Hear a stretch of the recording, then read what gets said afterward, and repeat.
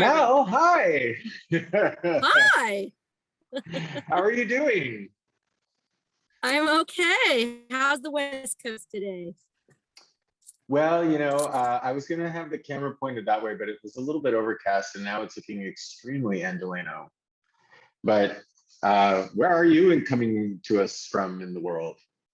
DC? Washington, D.C. It's quite Washington, sunny here DC. today and unseasonably warm. It's like That sounds lovely. 62 here today. Yeah. Oh, nice. 62 in DC in December. That's December, like unheard fantastic. of. And by the way, I heard the news about Hills and Company. I love those folks. Carla, Tom, Atman, high fives all around. Wait, Sorry, I missed you. What did you say? What news? the news about Hills and Company. Oh, yes, you did hear that Yeah, indeed. you You get, just keep doing. yes, Carla, Tom, Atman, all of whom have spoken several times in GetGlobal events. I am so delighted. It was always like, shoot, I really want like so and so and so and so, but they're at Hills and Company or they're at ASG, and now I get to I get to party with you guys all the time. You So do. It's yeah, exciting. We just keep snapping them up. yes, you do. So now we're going to talk about sustainability, climate, perhaps broader ESG goals and things like that. But you were recently, by the way, all right. So to the folks who are watching, let me just back up a little bit. She is with Albright Stonebridge Group. I'm sure that you saw that in her bio. If you're watching and have been with us for a while, you've seen their name come up a lot. Even since our first year, they've been one of our longest standing partners, and we just love them to death. So she is part of the sustainability practices, their VP. She used to be an Angelino. Did not tell the way that came out in our speaker conversation. We're not gonna. We've got fun things between us that about being in Los Angeles, and it's a fun thing to know. But you are formerly at the State Department. You were there in two roles. Yep. You were with AB InBev, and you were there. You were on the global policy for sustainability. Mm-hmm. You were the director, the Global director. Mm-hmm.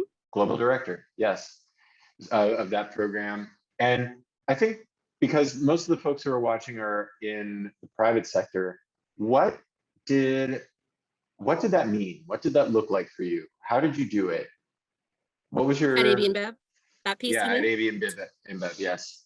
So I was, people are like, how on earth did you go from State Department to beer? Well, it might surprise you to hear it really wasn't that huge culturally. I was recruited out of State Department specifically to come into AB InBev and lead their engagement, wrapping the entire company top to bottom around the UN Sustainable Development Goals. The CEO at the time, Carlos Brito, truly believed that there was no way to be a company that was going to be around 100 years from now if we kept corporate social responsibility in a isolated little hub. That if the company didn't have a through line all the way around it, supporting these goals and programs, then there wasn't a future. Because the company, beer is agricultural. It is 95% water. It's made with grain. It's used renewable energy, circular packaging, transportation. It hits on all of the UN SDGs. So they brought me on board to say, okay, these programs are existing in isolation. First, you need to educate internally. People within the company need to know what are the SDGs? Why do they care?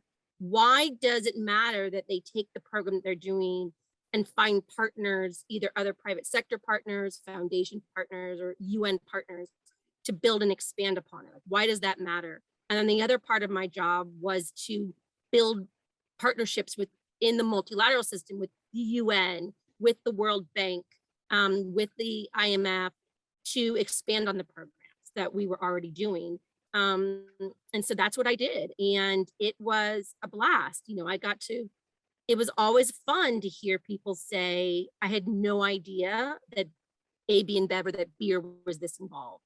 You know, working with farmers on their crops, on their sustainable agriculture, on, you know, circular packaging and water and renewable energy, and the through line was there. So it was a great time, and also was a huge learning opportunity to realize that words that I, you know, buzzwords that I talk about, SDGs, ESG, sustainability, means nothing to the vast majority of the world.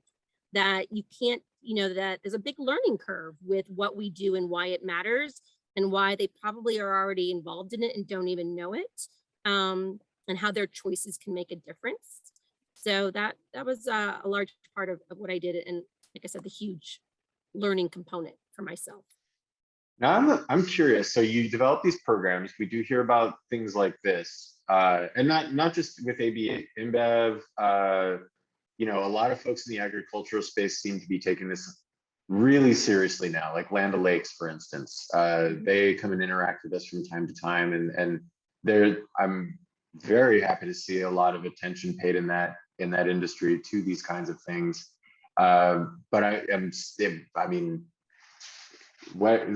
it's fantastic for the executives over at AB InBev to look at it that way, because of the, you know, also the cultural appeal, right? For a company with a customer base, to be hearing these things, knowing these things. I mean, these external audiences that you start signaling to, it just helps to get everybody on board. But speaking about outside the company, when you, and this did not come up in my original roadmap for the conversation, but I wanted to ask you now, real quick, before we get into some of the other big topics that you and I discussed in preparing for this. What does it look like when you extend these programs at a place like the World Bank? How does that work?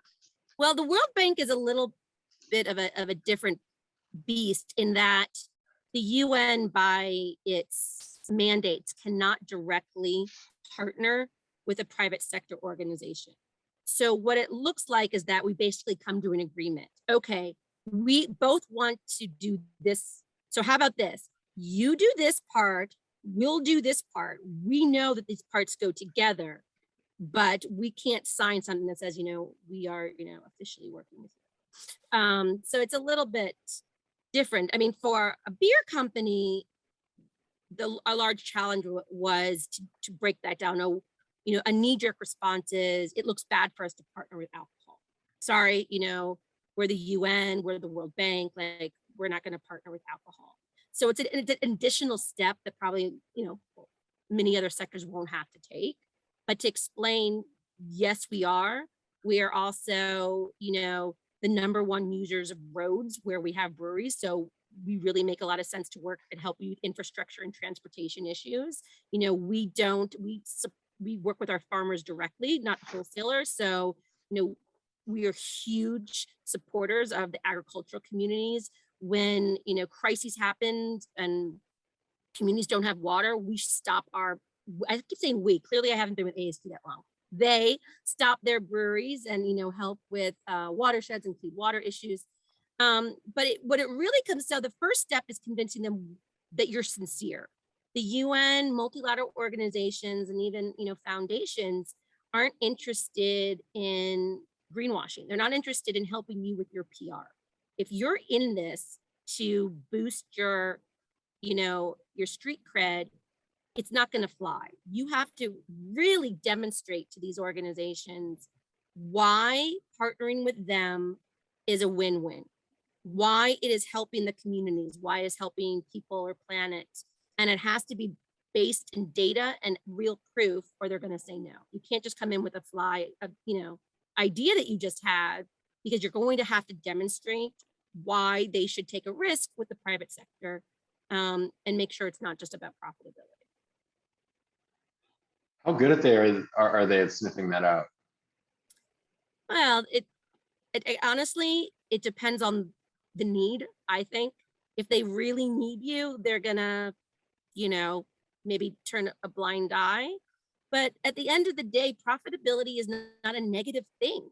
And I think that's part of it in this, you know, sniffing it out is that you can be profitable and, do well and do good. They don't have to be independent things. The reason the SDGs have SDG 17 partnerships is because these governments are never going to meet these goals without private sector money. It's never going to happen.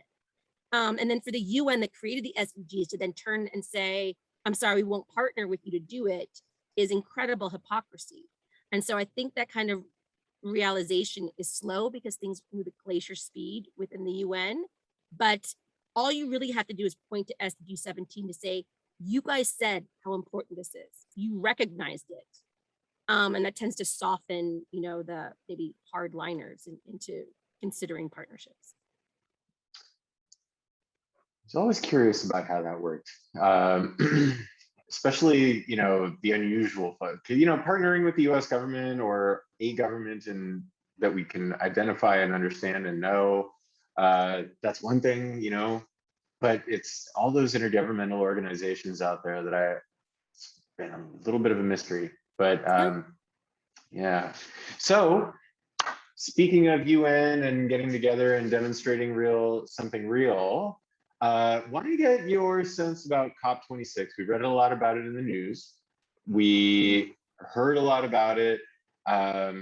It's a little bit like one of these things like Davos, where it's like, there's a lot that's written about it, a lot that people see, but when you're there, it feels like something else. And I'm curious about what it felt like to you. Well, it's an interesting question because I've been to these events before, both with the US government and with Anheuser-Busch and Bev. So this is the first time I went as neither government nor private sector. And so I had far more of a bird's eye view or just an outsider looking in view, which was useful in that I didn't have an opinion, I guess, in one way or the other. So I'm pretty much a glass half full kind of person. And I want to believe, the glass half full side of me wants to believe that all of the ridiculous amount of promises, goals, aspirations, statements that were made were sincere. And that the world has really understands that this is what we have to do. The other side of me goes, were any of these statements fact checked? Is there any plans behind them? Where's the science? Where's the data? You made a goal. Do you actually know how you're going to get there? Do you have checkpoints in there? Did you make the statement off the cuff in the fever of the moment? Because sentiment is great, but if there's no plan, it's not going to happen. And, I was part of the government for 15 years. And so I don't say this quite as maybe as tongue in cheek as it sounds, but to me, COP26 was a huge diplomatic win. The fact that we had all of these governments, all of these CEOs commit to what they did is huge. But the rest of me goes, yeah, but just a commitment isn't enough by any stretch. We're not going to get there just by saying it. And what really, I guess, one of my takeaways from COP26 was how the voice of the other really was not there. Because of COVID, meaning people chose not to travel, or because of COVID, meaning that space limitations, civil society was allowed one person per entity, and multiple meetings are happening at the same exact time everywhere. So that means they had to choose judiciously where they were going to have their voice heard, which meant their voice was drowned out or not present at all. You very rarely, if ever, heard from, marginalized communities, the ones that it's literally life and death. Rarely, if ever, did you hear discussions about, how is this going to play down for the man on the street? Like, if they have life and death issues, are they really going to make a commercial decision with a company that has a goal they're meeting and one that's, one that's net, negative and one that's, net positive? Do they even know what they're buying into? Do they know why it matters? I mean, with COVID, global campaigns to make sure everybody understood it. I don't see any kind of global campaign to make sure that every community at the basis level understands the importance of this. And those voices just weren't there. They just, were completely not present. And it was disappointing to me. That is a surprising take. Especially with the social moment that we find ourselves in, I think sometimes the UN cyclically finds itself in moments where it really tries hard to resonate, wants to resonate. And if it could do anything, it could, look after the middle and smaller states that are its members that, really pay attention to the UN and its meetings to be able to get some diplomacy done and elevate them a little bit in this whole equation. It's interesting that that was the outcome. So, so I'm hearing you right that you think that it's primarily about travel restrictions, the ability to just be there and on a consistent basis lobby the powers that be that make the agenda to get them in. The optimist in me says yes, right? That there was not this concerted effort to keep that voice out. And I hope that's true. Like I said, it wasn't a normal year by any stretch. There was such a desire to have this meeting, have it in person, that I think that those kind of things, fell out. But you had, wealthy nations with, dozens of people there. You had, private sector entities who had larger delegations than countries did. I mean, those with the money had the ability to show up en masse, to throw events, to conquer and divide, to get their voices. I mean, I think one of the things, as an example, is that what underpins all of this is on some level human rights and access issues. And Mexico stated they went to COP26 with their goal of ensuring that human rights language was included in the documents. And because of small delegation and scheduling, they did not get to participate in the meeting where it was discussed, and it did not get in the document. I mean, and that's a government. I mean, it's just one of those things where I think, again, that politics are always in play. Those with money can show up. I mean, that's truly a reality of life, and that's not new with COP26, which is why I say the optimist in me really thinks that, or really hopes it wasn't a concerted effort.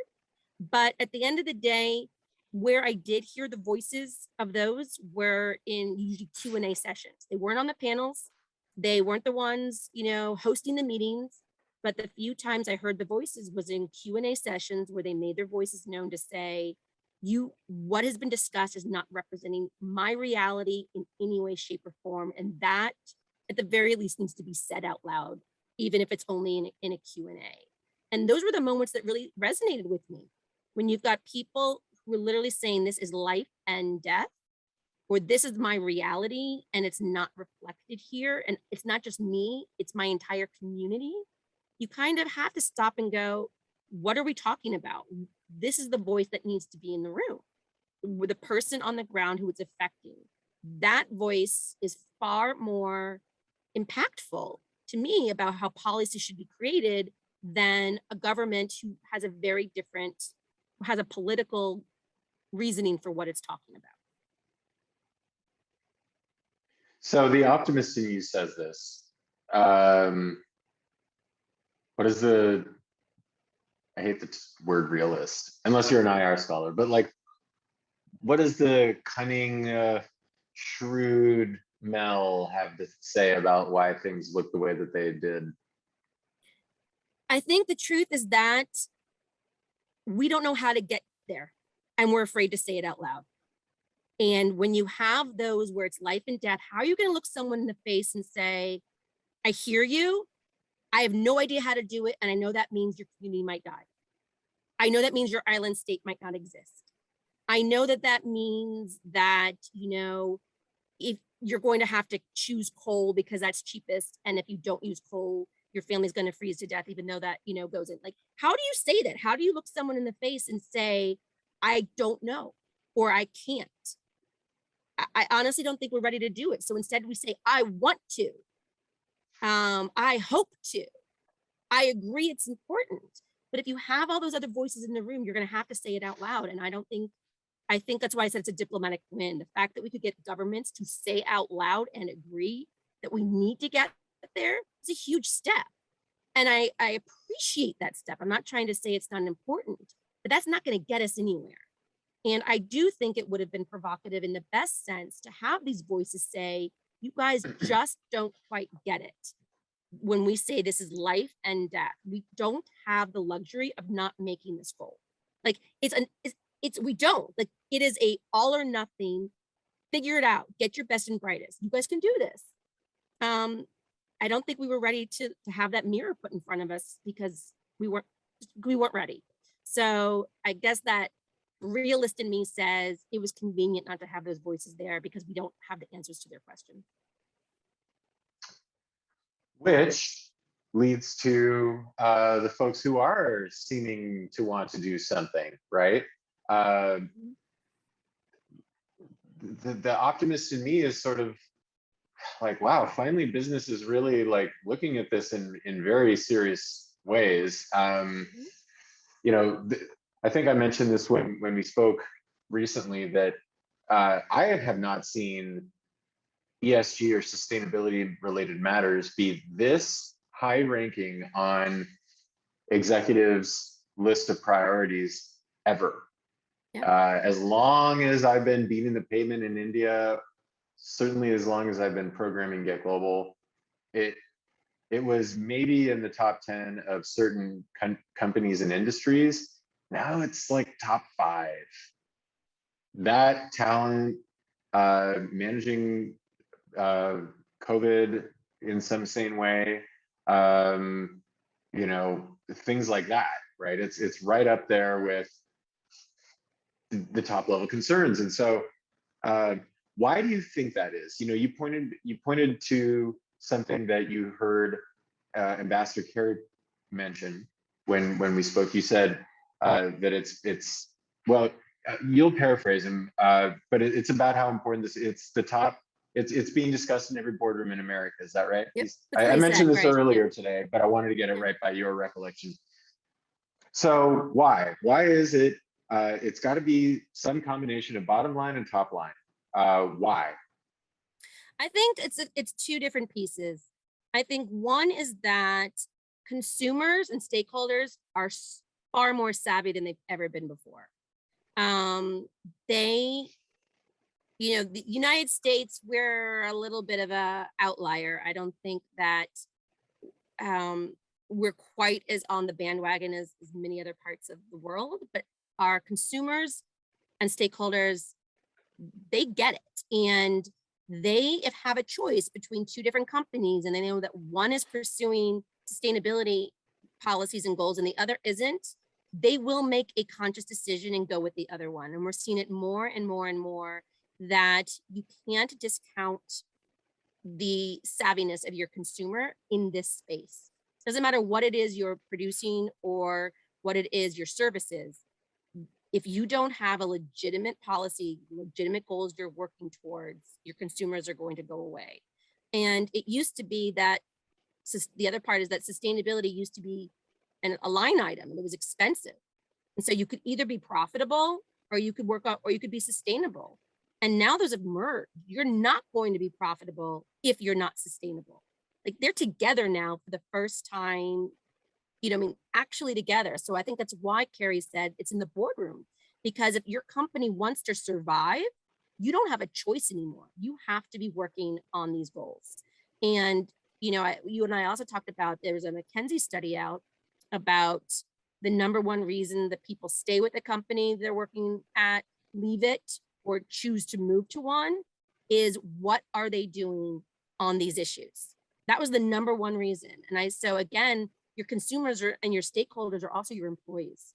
I mean, they will leave if they don't see you working on these issues. And I think that's the switch. That's the change right there. Those 2 pieces.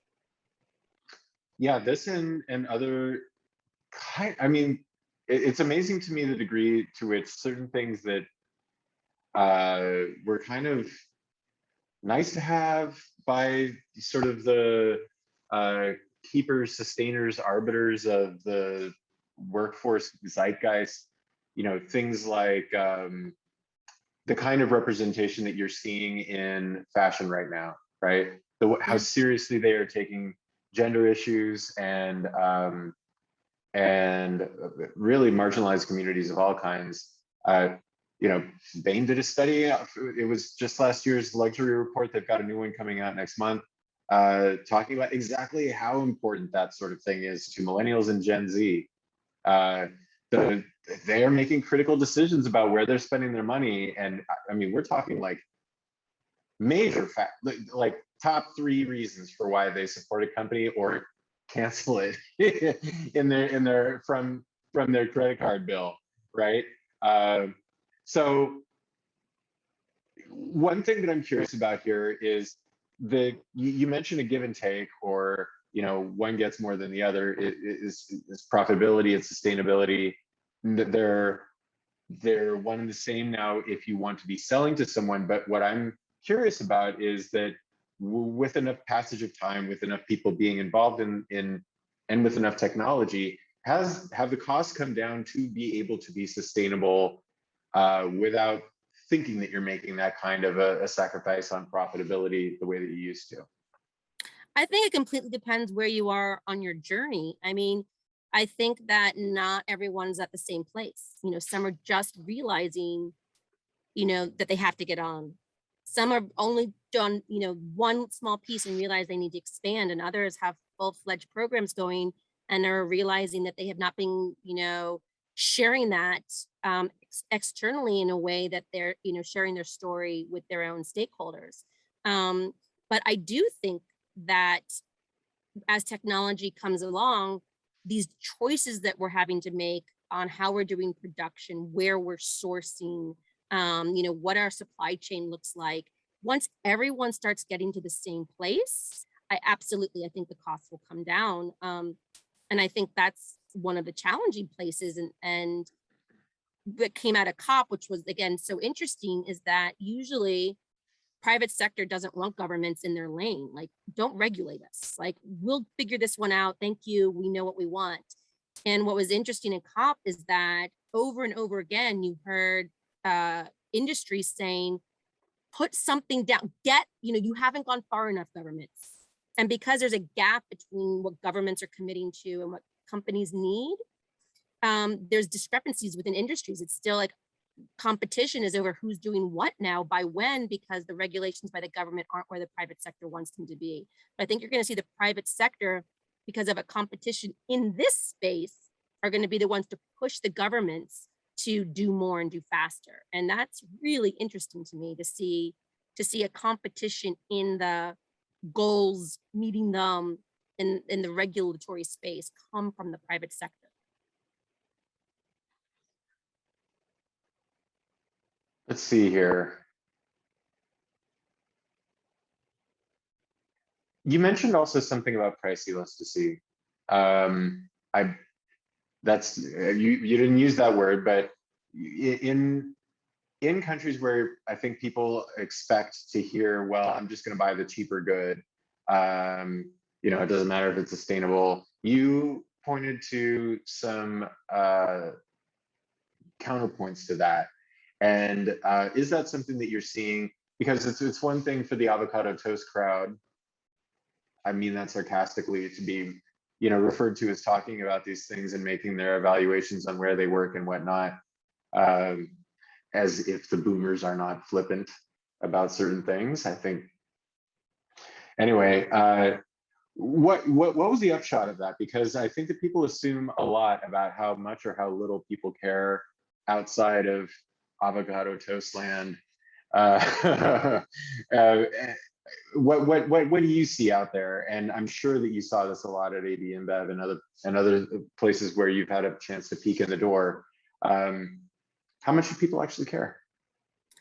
I think that, this kind of goes back to what I was talking before. I think that at the end of the day, people care. But the issue comes down to right now, what you're seeing is, it's not surprisingly, it's about who has the luxury of being able to put what they care about into actual practice. And that right now is where I see that this issue is on, that sustainability is still costing us a lot, because it's trickling down to the consumer.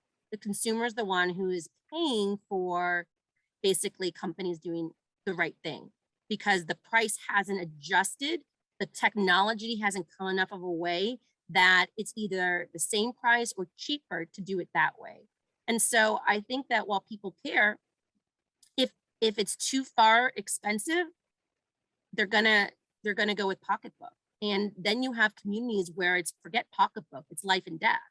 It's, do I pick this or do I pick that? And by no means are they even hesitating to go with a product that is cheaper or more convenient, regardless of, the sustainability aspect. But, what you said earlier, either, governments and private sector need to get together on subsidies to defer those costs. So it's not a trickle down effect and a consumer doesn't have to base a decision on, that price piece, or the technology is going to catch up with us and those costs won't have to be more expensive to do the same thing. And then your consumer won't have to make a choice. But, we've seen time and time again that when things are advertised in a way that explains the product, a consumer is going to take something that is more environmentally friendly or a company that's doing more for the environment and the sustainability piece than another. Now, let's say that the folks on this in this audience want to push for more ambitious goals, or they want to, or maybe they are tasked with leading their company's ESG programs in a transformative way. I mentioned it in the last session. Going to mention it in sessions after this, because one thing that I've been seeing across so many different areas is that it starts at the top, but it becomes everybody's responsibility, right? Like, talk about international expansion. Yes, okay, fine. Hire a VP of international or an SVP of international, but unless they've got full C-level buy-in, and the entire organization starts to think of themselves as the accountant for the international part two, because there's no place called international, right? You're making packaging for the whole company, right? And all the customers that you sell to. So that's one area. D&I, obviously, that's another area. And you and I have chatted about that a little bit too. You can't just hire one person to be tasked with this and expect real change to happen. It's got to happen through the entire organization. When you see companies that are really doing it right, where did that start? Where does it develop? And what does it look like when it starts really picking up traction? Yeah.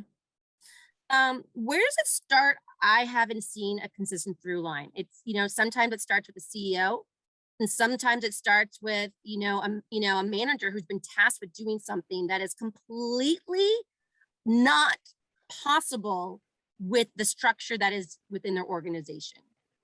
So, and I find that piece fascinating to see that the genesis of this doesn't have a consistent space. But it all goes to the same place, which is that you either can't get the job done or you can't get it done profitably with the way things are going. And something systemic has to change. And once that, sentiment is from either of those directions, it's amazing how fast it either moves up or moves down. But in order for that to actually take traction, it has to be bought in at the top. So I do a lot of talking about climate literate boards. If you don't have buy-in at the top, then your program, your policy is only as good as until there's a new, change in personnel. It has to be made organic to the company, organic to the profitability, organic to what makes sense for you, or it's out the window with the next person. So starting in the boardroom with those, corporate mission statement, corporate goals from those in the room who understand why it's important, so, and that doesn't have to be, throwing the baby out with the bathwater. It doesn't mean getting rid of, the board and bringing in all new people. It can be, training them, bringing them, explaining to them, bringing in the right people to explain this is the why. And that might be a survey with your own employees. Sometimes it means, actually pausing to listen to your own people rather than outside experts. Outside experts are great. I am one, right? I'm not saying that you don't need us, I have no job. But sometimes it literally means pausing and getting an internal pulse. Because that through line has to happen from whichever way it starts, top to bottom or bottom to top. It has to become organic. And to do that, you have to have buy-in from the company. So we will often encourage, surveys, even something as simple as, getting just quick and dirty survey to get the pulse of your people can really make a difference in eye-opening to why it's needed. And also, companies shouldn't be looking at just the next quarter. They're not going to, it doesn't work for them staying around, and you can make the case, and there are plenty of studies and statistics to point to out there that if these things don't start happening now, profitability will decrease into the future.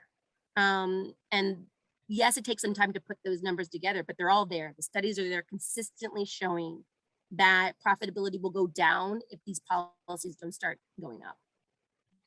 Yeah, and I think that a lot of executives think about legacy a little too late in their career, right? It's in the last few years that they start really taking that thing seriously. But I think there are a lot of people in a lot of really important positions right now that are either going to be appreciated in entirely amazing ways, and for doing things that maybe we're only just starting to hear about right now, that are going to be real legacy down the line. And there was one other thing that I was going to ask you about, and I completely spaced on it. Shoot, I need to get in that better habit of keeping pad of paper nearby. Do you have any parting comments? Things that you want people to take home with them about how to think about their? Oh, I remember what it was. Okay. So I love odd questions. Like when you put a questionnaire in front of an employee, or all throughout the company or whatever, and you put the onus on them to come up with a company-wide solution or something in their role or something for their team or whatever. So sometimes people just don't ask them, right? And asking unusual questions and giving unusual answers is where so many interesting things come up. And if nothing else, it's because you put yourself in a position to think about how hard this situation is and what it takes to actually get to the other side of it. Like at Rand Corporation, they used to have these funny tests, and one of the questions was design a foreign policy, a security strategy for Switzerland. All right, not easy. Not easy. Not easy. It starts to explain a lot of behavior of Switzerland when you think about it that way, right? But sure. That leads me to the something that you and I chatted about too, which is not every company is going to have the same kind of ESG strategy. Not every company is going to have the same kind of ESG policy, and it's got to be authentic to what it is that they do and what they stand for and how they interact with all their stakeholders. So going out and asking folks those things is really important, right? Like for a company like ASG to have one, it wouldn't necessarily be like we're not going to use certain kinds of noxious chemicals or something like that. We promise not to put chemicals on indigenous people anywhere. Well, that's great because you don't use chemicals. So what does it look like for a variety of different companies? Like how should they be interrogating themselves about how to come up with something really authentic, really good, and starting with the employees and looking inward and the stakeholders that are close to the company, like the local communities that they touch. Fantastic. And what does it look like when that starts to germinate? It's kind of exciting when it starts to germinate, because you start realizing how much more you touch and how many more people and communities and stakeholders you touch than you ever realized. Like, we have, worked with companies who did employee surveys and discovered, that there was, marginalized communities they did not know were around in some of their communities. And they ended up doing things like scholarships and internships and mentorships and entrepreneurial classes. And, offering skills building, and things that they didn't even realize was in their, wheelhouse. That, we go, oh, we produce widgets, so everything that's in our policy needs to be around a widget. Well, maybe not. Where is your widget being built? And who's working on your widgets? And who isn't working on your widgets, and why not? And why can't they get it? And, so doing those surveys, both with your stakeholders, your shareholders, if you have them, your employees, it's fascinating to see what is important to people and what you didn't realize you touch on. And not everything is going to be external. Part of my, I'm the first one to have this role at ASG, and half my job is looking internally. What policies do we need to have in place? Like you said, it makes no sense to us to have a, reduction of, carbon emissions policy. We don't, work on anything like that. But, do we need to have more of a policy related to diversity and inclusion, and do I need to publicize that? If we do I need to share it externally? What makes sense that you need to have internally for your employees and what needs to be externally for your consumers and shareholders and stakeholders to know? And realizing that you shouldn't be everything to everyone. Very few companies are going to be large enough that they're actually touching on all these different things and should have policies on all of them. So I think that sometimes entities are afraid to even start because they think it's such a large thing they have to do that it's too big, too large a bite, and they don't want to start. But the truth is, start small. Start with one thing at a time. The most obvious and most organic to you is what you should start with. And you'd be fascinated to see how quickly the rest comes. The key is being authentic. Yeah, and then the other thing is, it's so surprising when you ask people, right? It's fun. I gotta say, like, the way that that GetGlobal operates, the kinds of topics that we cover and touch, like, so much of this entire program was dictated by what people were coming back to us with in terms of like, hey, we're seeing this as like a really big thing. Like, it's become feedback loop big time. I mean, I remember in our first year, I just sort of was guessing, and it turned out to be some really good guessing. But to sustain it and grow it and really resonate and get through to an audience, the best ideas always came from people and listening to them and asking them what they wanted to hear about and what mattered to them. And so I mean, that's really kind of part and parcel to how we do things, and it's changed the entire way that we do everything, the way that we help partners, the way that we select speakers, the way that we frame discussions, all of it.